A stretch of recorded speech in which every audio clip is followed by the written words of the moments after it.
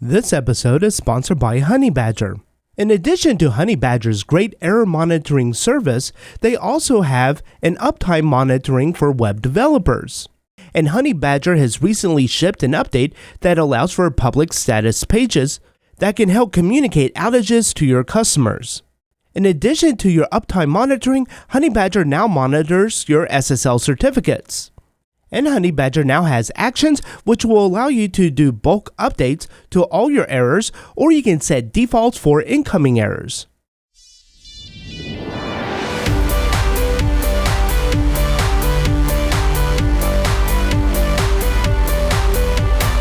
In this episode, we're going to be having a look at our data and how we can really kind of structure it throughout our application, and it's going to have several different use cases and benefits. So for example, on our posts, we have several different posts here that are just really junk data.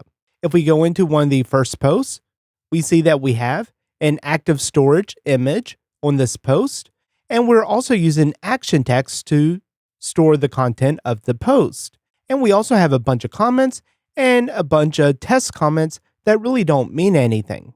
So what I would like to do is to be able to create some kind of rate task that can run binrails db seed_fixtures, and then that's going to run a quick script.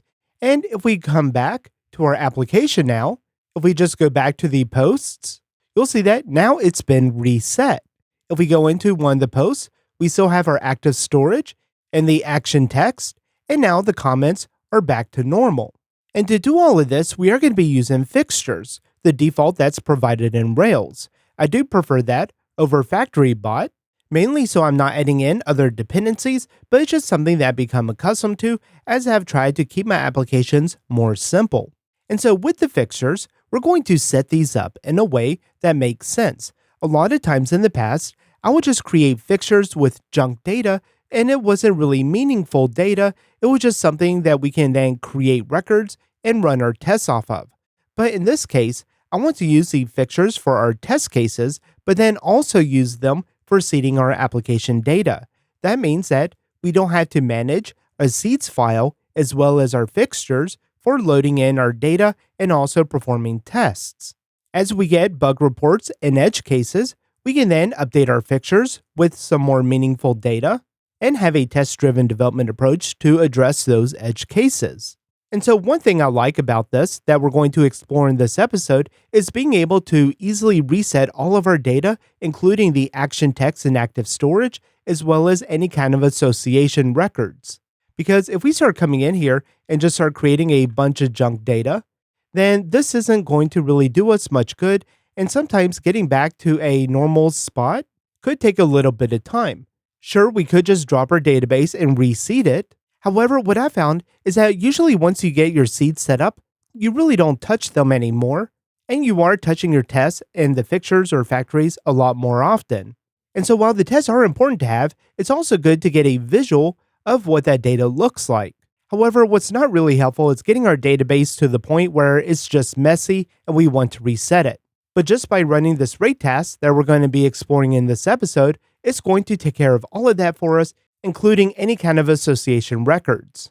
And another great benefit about this approach is if you have some kind of demo environment. This demo environment could be publicly accessible, or it could be something that is available to salespeople to give demos out to clients. And it's often that that demo environment will get pretty messy with a lot of junk data, and it's something that you want to reset on a periodic or recurring basis.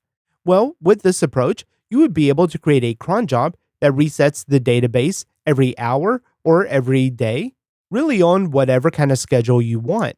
And as you are making changes to the application, inserting in new fixtures, the next time you deploy to that demo environment and the rate task executes to clean up the data, then that new data would be present. So to get started with this episode, I didn't want to have to recreate all of the different functionality with the active storage, the blog posts, and the comments. So I'm going to use the code from episode 436, where I covered Turbo 8. And it's a good episode to use for this because it has a lot of the functionality that we're looking for that's going to be great to use within these fixtures. To watch this full episode and more videos, visit driftinruby.com and subscribe to the Pro membership.